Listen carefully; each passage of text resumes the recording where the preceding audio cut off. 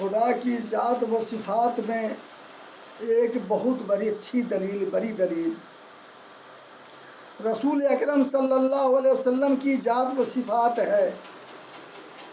انہوں نے دیکھا ہے، آج سے 1400 سال پہلے ان کی گواہی دے رہے ہیں۔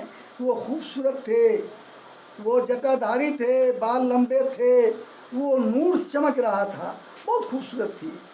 لیکن وہی سوال کریں گے اللہ رب العالمین کے وجود کے بارے میں کہ اللہ کو میں نے نہیں دیکھا، میں نہیں جانتا، میں اندیکھی چیز کو نہیں مانوں گا، اندیکھی چیز پر میں یقین نہیں کرنے والا، میں وشواس نہیں کرنے والا۔ میں اس عقل کے اندھوں کو یہ زندہ ثبوت دینا چاہتا ہوں کہ دنیا میں بہت ایسی چیزیں ہیں جن کو میں نے اپنی آنکھوں سے نہیں دیکھا، لیکن دنیا کا کوئی اچھا انسان، بااعتماد لوگ ان کے وجود کے متعلق بتلا دیتا ہے تو ہم سب کو یقین کرنی پڑتی ہے، ماننا پڑتا ہے۔ جیسے کہ میں نے ایک مثال دے رہا ہوں کہ میں نے سمندروں کے اندر سے ہیرا جواہرات نکلتے ہوئے نہیں دیکھا مگر مانتا ہوں۔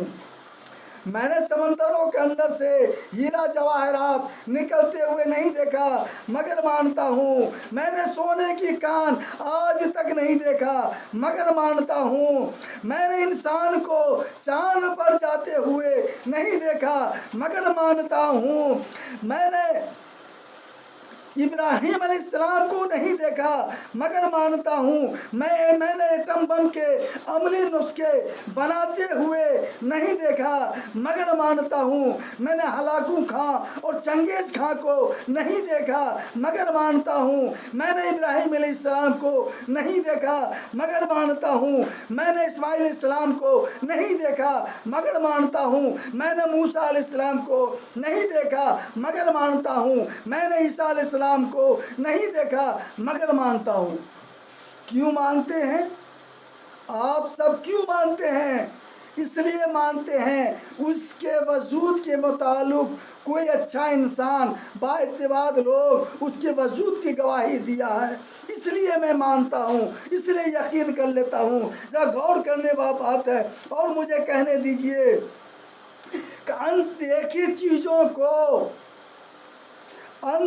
چیزوں کی وجود کو عام لوگوں کے کہنے پر تو ہم تسلیم کر لیتے ہیں، لیکن جس کے وجود کی گواہی دنیا کا سچا انسان دے، جس کے وجود کی گواہی کائنات کا ذرہ ذرہ دے، جس کے وجود کی گواہی ارض و سما دے، جس کے وجود کی گواہی ابر وہ بارہ دے، جس کے وجود کی گواہی شمس و قمر دے، جس کے وجود کی گواہی شجر و حجر دے، جس کے وجود کی گواہی نفس انسانی دے، جس کے وجود کی گواہی آدم صفی اللہ دے، جس کے وجود کی گواہی موسیٰ کلیم اللہ دے، جس کے وجود کی گواہی عیسیٰ روح اللہ دے، جس کے وجود کی گواہی ابراہیم خلیل اللہ دے، جس کے وجود کی گواہی اسماعیل جبہ اللہ دے، جس کے وجود کی گواہی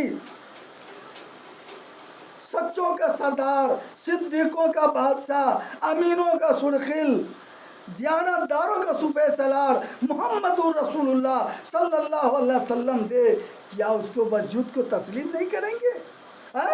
جس چیز کی گواہی ہمارے رسول جناب محمد رسول اللہ صلی اللہ علیہ وسلم دے، کیا اس کو وجود کی تسلیم نہ کریں گے؟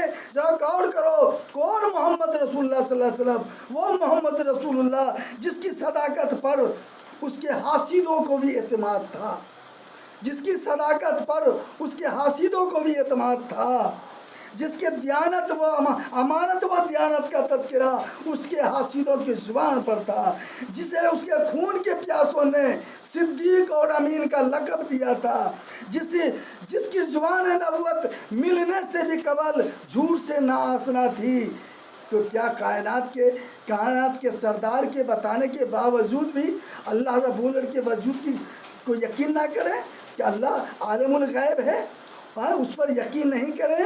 اللہ وہ سب سے الگ ہے، اللہ سب کو دیکھتا ہے کہ اللہ سب کو دکھائی نہیں دیتا، اس پر یقین نہیں کریں۔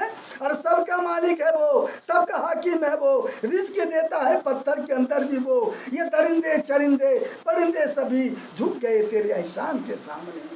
ایسا حاکم ہے وہ، ایسا رزاق ہے، رزق دیتا ہے پتھر بھی کہ اندر بھی وہ درندے چرندے پرندے سبھی جھک گئے تیری احسان کے سامنے۔ اور مانگ اسی سے جو بندوں کا معبود ہے، مانگ اسی سے جو بندوں کا معبود ہے، مانگ اسی سے جو رگ رگ میں موجود ہے۔ ارے کوئی کیا دے گا انسان کو، ارے یار کیوں بھٹکتا ہے تو انسان کے سامنے۔